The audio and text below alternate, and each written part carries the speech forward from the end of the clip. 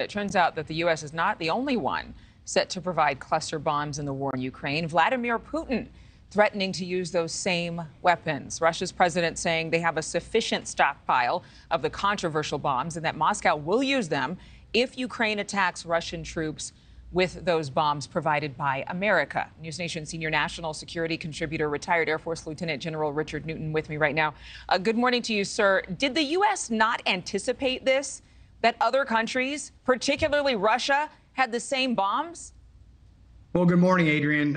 Indeed, Russia actually has a huge stockpile of cluster munitions. And my sources tell me they've already been used in the battlefield since the invasion back in February of last year. So there's nothing particularly new here. It's, again, out of Putin's playbook to certainly ratchet up the information war aspect of this. But nonetheless, we're in a situation whereby Ukraine is short of ammunition. And the stopgap measure to do this is to provide them cluster munitions until we can fill back up their 155 millimeter unitary rounds, which are the non-cluster variety. And so the U.S. will provide those at a very critical time, Adrienne, when the offensive action is kicking off, but even more so, it'll become more robust here in the coming weeks. But wasn't the messaging here in the United States to Americans that these cluster bombs were supposed to give Ukraine somewhat of an upper hand? Is this plan backfiring? No, not at all. These cluster munitions will be very effective for Ukraine to go against very deeply dug in Russian forces. Some of those lines over on the Donbass region, you and I have talked about this in the past several weeks, are they're 15 miles deep. And so the Russian forces are deeply entrenched, and these cluster munitions, I think, will be very effective in, frankly, wreaking havoc on Russian dug-in positions if Ukraine's going to have any success at all of moving those lines back and, frankly, creating a breakthrough so they can get Russia off its soil. I think it will be key here.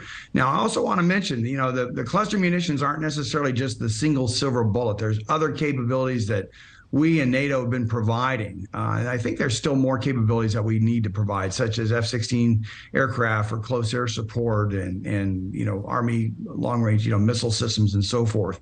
But nonetheless, if Ukraine is going to be effective in this counteroffensive and effective soon, I think these cluster munitions are key. Isn't the Biden administration sending a bit of a mixed message, or at least stirring more controversy? Because initially, according to Biden's former press secretary, Jen Psaki, Russia's use of those weapons, those cluster bombs, could potentially constitute a war crime.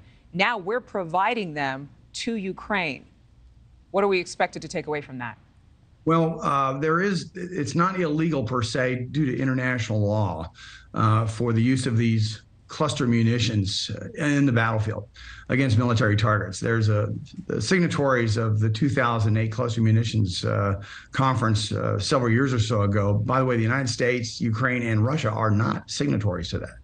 And so from a technical legal standpoint, I would take exception to that comment. It's not against international law, and it's not illegal per se. What is illegal is obviously Russia's invasion of Ukraine back in 2014 and certainly in 2022, and the horrific things that they've done to the Ukrainian people. This war is now past 500 days, Adrienne, and I think we need to provide every capability we possibly can to get this war over with and to get, frankly, Ukraine's borders back to where they were several years or so ago. But is that even realistic in a war that seems never ending? And there's certainly not a peace agreement that's going to come from all this. It sounds like what you're saying and what these bombs are providing is it's just a bloodbath. It is, and it's a fair question because this is not going to be easy.